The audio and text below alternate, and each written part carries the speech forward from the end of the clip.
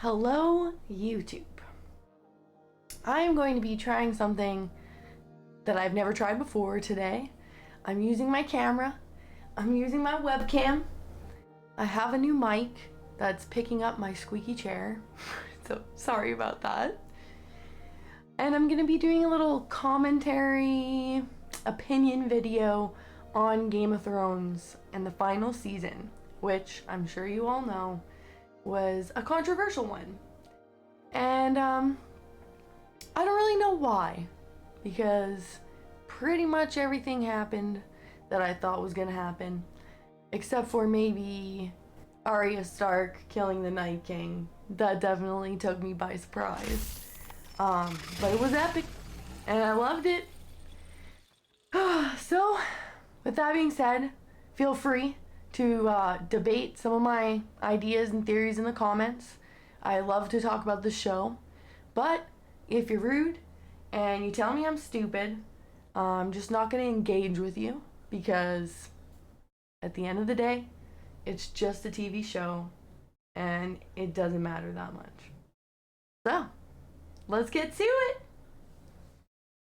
I don't want to come across as condescending, but a lot of the criticisms that I've heard about the final season of Game of Thrones just seem like people don't really understand what the overall message of the show is. So much of what takes place was inspired by actual tragedies that happened in our history, like the War of Roses, for example. The universe George created was a vehicle for us to explore the gray areas of humanity, to explore how power corrupts absolutely, to rip apart the typical tropes that you can find in the fantasy genre. In his world and our own, heroes fall, and honor fails us. Power is the only thing that matters, and the worst people seemingly are the only ones that can hang on to that power. Anyone is capable of making good and bad decisions, and anyone is capable of being blinded by their own perspective. Whether it's loyalty to a person or a cause you believe in, every person is capable of being blinded to the point they don't see their own wrongdoings or the wrongdoings of the people they choose to follow. With all that said, let's address some of these criticisms. We'll start with Jaime Lannister. The internet's big criticism for Jaime is that his redemption arc was ruined. I have two things to say to that. Who decided his character must have redemption, and what does redemption even look like? Jaime is one of the most complex characters on the show. He was always loyal to the ones he loved. He was also constantly doing terrible things. His story is a tragedy, not a redemption.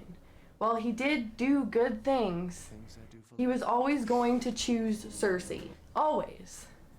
He loved her despite her flaws for their entire lives. She is his weakness. He is her twin, her children's father, her lover. Their relationship is toxic, and the reality is that people do stupid things when they're in love. And that just because a relationship is toxic doesn't mean that someone's gonna leave. We see it time and time again in our own lives with people we love, staying with people that they shouldn't, or going back to people that they shouldn't. It's very human what Jaime does in the end. The internet wanted Jaime to kill Cersei. Why would killing his pregnant lover be what brings him redemption? I don't understand. He got his redemption.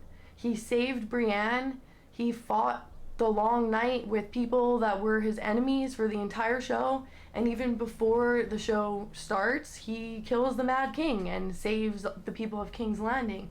Those are all good deeds. But Jaime has done way more bad than good in his life.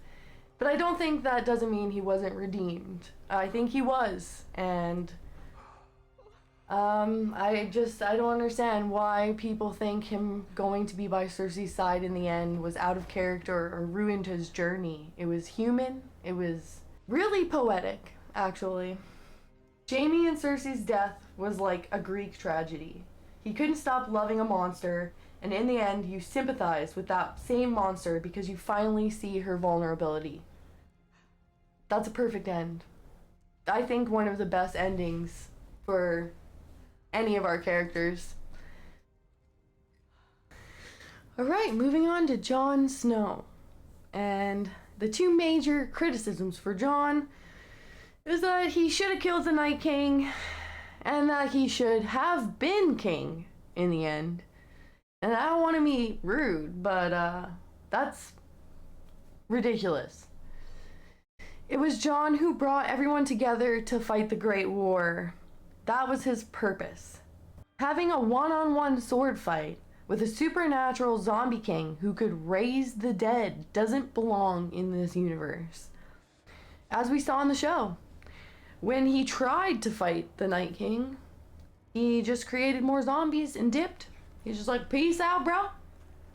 So, the reality is, the only way to defeat such an OP villain would be by sneak attack. And there's only one person in this universe who is capable of doing something like that. And that was Arya Stark. And I might not have seen it coming, but it makes complete sense. And I wouldn't have it any other way. As far as Jon being king, he did not want it. Ever. He didn't even want to lead the North, but he reluctantly agreed to because they're his own people, and he cares about them. But he kneeled and betrayed them, even when he didn't have to. He was a great ruler who didn't think the world was owed to him, unlike Dany, but he didn't want it. He is not a traditional hero. He is not Aragorn. He is Frodo. George loves to focus on the human heart in conflict with itself, and love is the death of duty.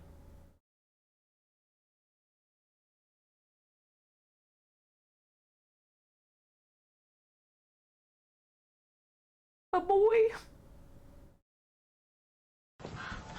Love is the death of duty. If the day should ever come when your Lord Father was forced to choose between honor on the one hand and those he loves on the other, what would he do?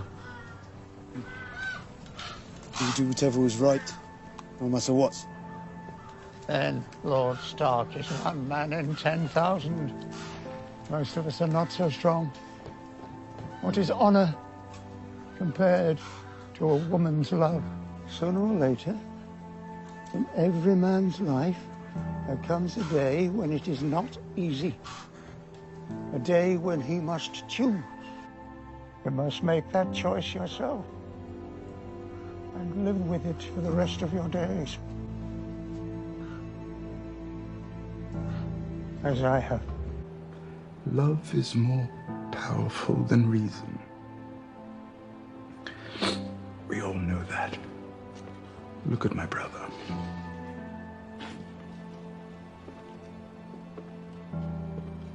Love is the death of duty.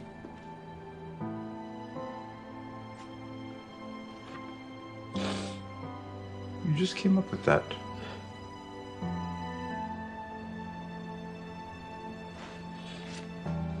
Maester Aemon said it a long time ago.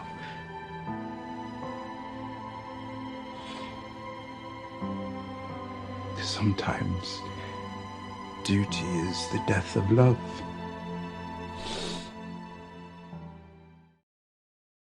All right, moving on to Sansa Stark, my queen.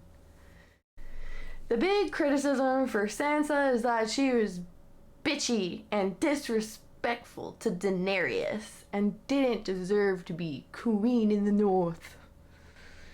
And I say, her not trusting Dany was yet another brilliant decision by Sansa. She was abused, used, and held captive by so many people throughout her life. She was also educated by master manipulators. She has seen firsthand what blind loyalty and honor can lead to. She knew to assume the worst when you try to understand someone's motives. Her father fought against the Targaryens. Her family was burned by the Targaryens. Why would she trust Dany? From Sansa's perspective, Dany is an outsider who is demanding devotion from a people she doesn't even understand, or has tried to understand for that matter. She acts like helping fight for humanity isn't that important, and she's only doing it because she loves Jon. He loves you, you know that. That bothers you? Men do stupid things for women. They're easily manipulated. All my life, I've known one goal. The Iron Throne. Taking it back from the people who destroyed my family and almost destroyed yours. My war was against them. Until I met Jon. Now I'm here, half a world away, fighting Jon's war alongside him. Tell me, who manipulated whom?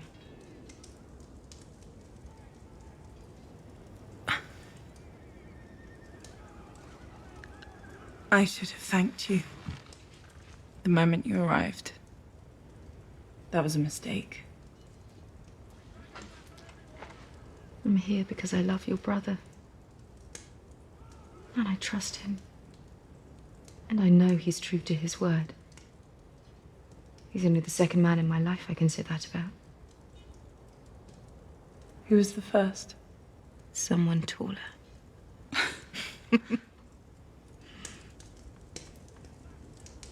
And what happens afterwards? We defeat the dead. We destroy Cersei. What happens then? I take the Iron Throne. What about the North? It was taken from us. And we took it back, and we said we'd never bow to anyone else again. What about the North? The only thing Sansa wants is for her people to have their independence and for her remaining family to be happy and safe.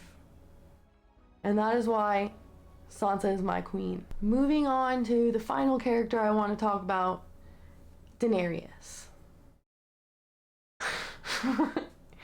The major complaint about Dany is that her character was assassinated and she would never burn King's Landing, even though she's been talking about it, doing it for the entire show.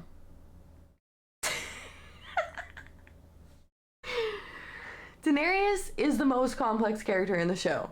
She does have a big heart, and I love her. She's one of my favorite characters. I got an action figure of her right there. She has a huge heart, and she did do great things throughout the show. Every step of the way, she learned the wrong lesson, and she was rewarded. And that taught her that her way was the best and only way. Yes, she freed slaves. She also did nothing to rebuild those societies and give them a stable economy.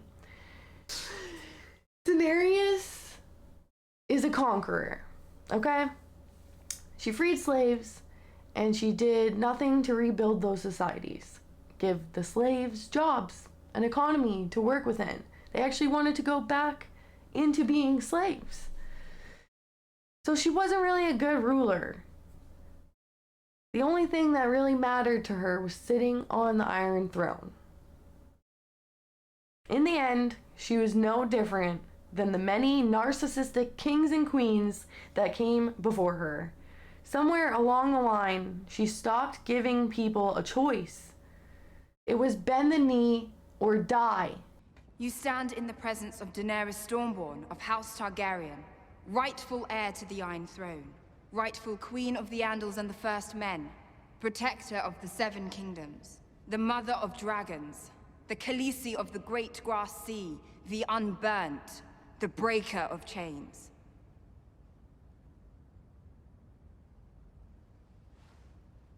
This is Jon Snow. He's king in the north. An oath is an oath. And perpetuity means... What does perpetuity mean, Lord Tyrion? Forever. Forever. So I assume, my lord, you're here to bend the knee. I am not. Oh. Well, that is unfortunate. You've traveled all this way to break faith with House Targaryen? Break faith. Your father burned my grandfather alive. Honor the pledge your ancestor made to mine. Bend the knee, and I will name you Warden of the North. Together, we will save this country from those who would destroy it. You told me you liked this man. I do. In the time since he's met me, he's refused to call me queen, he's refused to bow, and now he's calling me a child. I believe he's calling all of us children. Figure of speech. Your Grace, everyone you know will die before winter's over if we don't defeat the enemy to the north. As far as I can see, you are the enemy to the north. I'm not your enemy. I was born at Dragonstone. Not that I can remember it. We fled before Robert's assassins could find us. I spent my life in foreign lands. So many men have tried to kill me.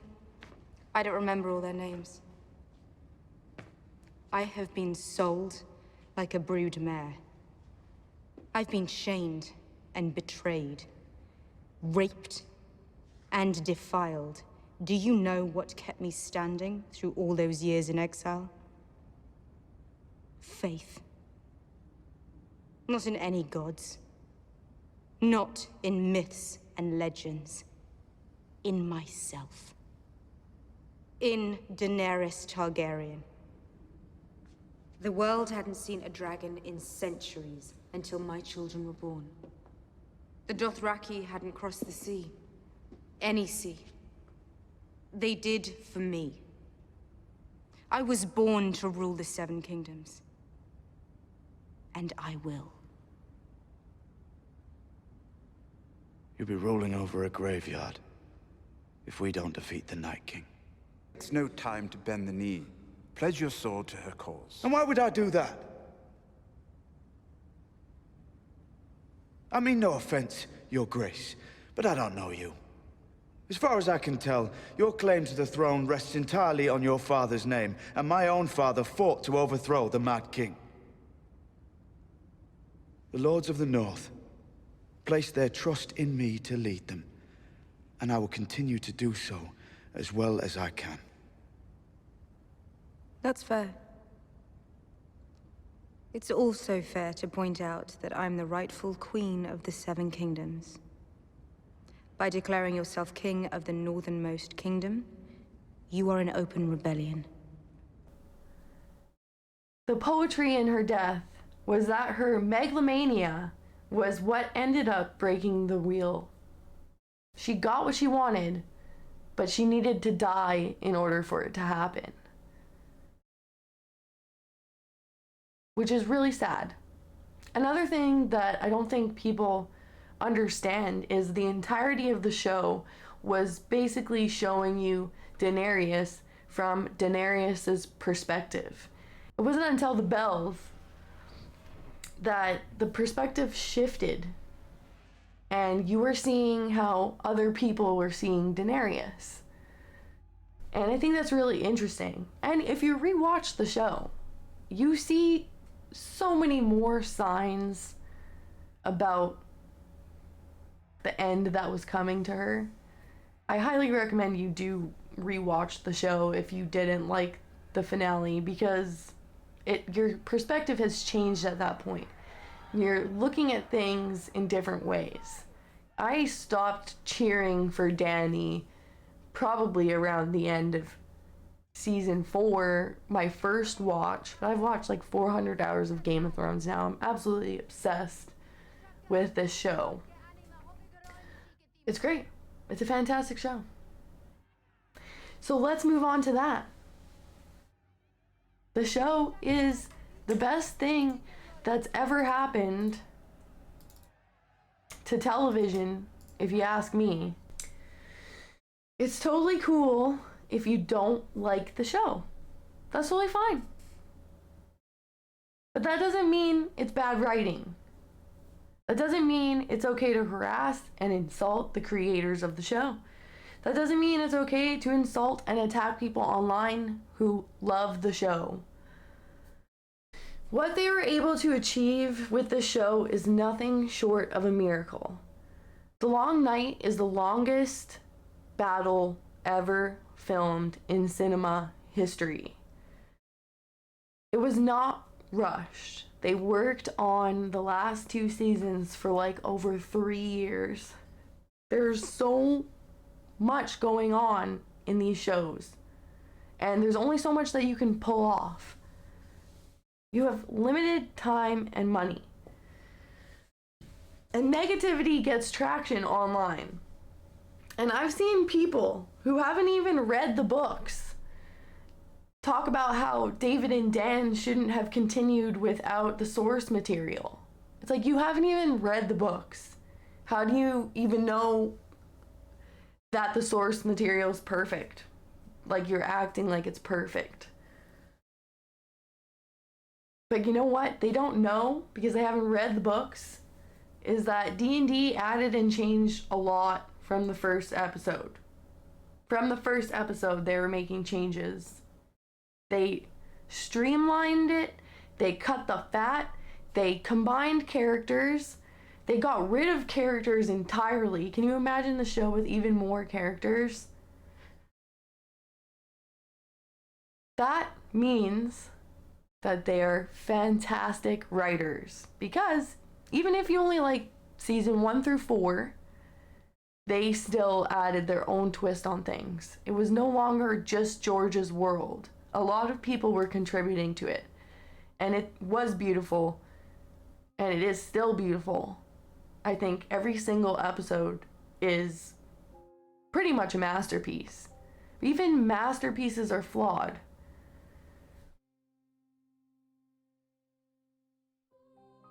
They streamlined a really, really bloated story, okay? And I don't want to piss people off, but the reality is George can't even finish his own story, even though it costs nothing to put words on paper.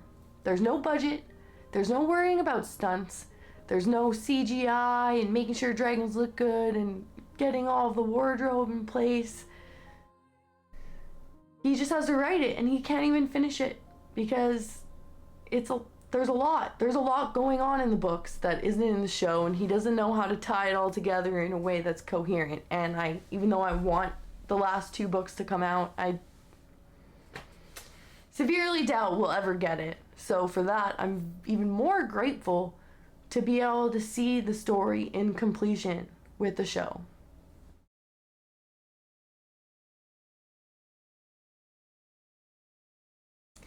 I could talk about Game of Thrones all day, every day, but I didn't want this video to be super long. There's so many characters to talk about. I just wanted to touch on those 4 because they're the 4 that I hear the most complaints about online. And I was thinking about like showing comments and arguments I've got into with people online, but I just don't want to weigh down the video with their bullshit, because it's pointless arguing with people who just instantly assume they know more than you and you're an idiot because you like something. And acting like even if you don't like some of the conclusions to the story means there's nothing to discuss anymore. To me, that's crazy. The discussions that we could have about the show are endless because every single character is so complex. No one is purely good in the show. Everybody makes bad decisions. Everybody's a murderer. And that's why I don't really understand why people were surprised by the way some things went. The story has always kept us on our toes. And I think one of the biggest mistakes that were made was that they took almost 2 years in between season 7 and season 8. So people had 2 years to discuss all these wild theories, and I was part of it. I mean, I even thought Jaime was gonna kill Cersei, even though I didn't want it to happen. But I'm not mad about any of it. I was just like, oh shit, how do they still continue to surprise me after this long? And even though it's always a surprise to me, it always makes sense. It's like, shock, how did I think of that? You know? It's great, it's brilliant. Nothing has ever happened quite like this in TV history. So yeah, that's my Game of Thrones video. It was a lot to make, and I love making YouTube videos and I want to make more of them, but I'm working full time right now and it's hard. I get very overwhelmed when I try and take on too much. So I'm trying to set a goal right now of doing 1 YouTube video a month and 1 stream on Twitch a month. So definitely go follow me on Twitch. So yeah, I hope you liked my video, and please, I love talking about Game of Thrones, even if it's with people that don't necessarily agree with me. Just keep it peaceful. That's all I ask.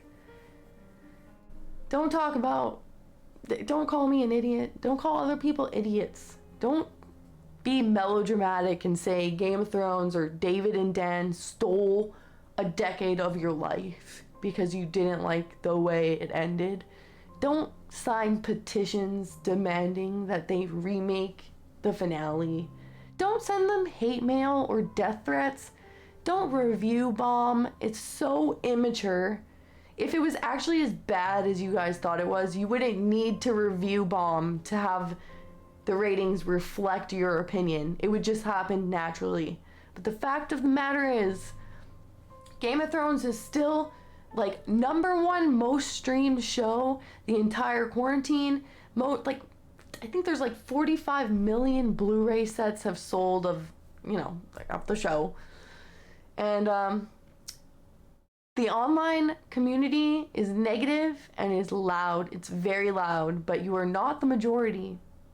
And the more I talk to random people, like my tattoo artists or whatever, people at the supermarket that don't know what Reddit is, the more I realize that more people agree with me than I thought.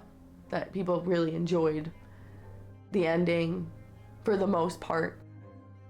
Oh, another thing I wanted to add is a show like Game of Thrones will never happen again. It'll never happen again. And I already see it with, they're doing House of the Dragon right now on HBO. And there's a couple articles that came out talking about how they're not gonna portray like violence against women and rape and all that stuff. And while that stuff is bad, these are medieval shows. So making a PG Game of Thrones, I would not like it. And it worries me. Maybe I'll be wrong, I hope I'm wrong, but I don't think we'll ever get something as brutal as this was ever again. We should be really grateful we got to see something like this happen on national television before the PC police broke our world.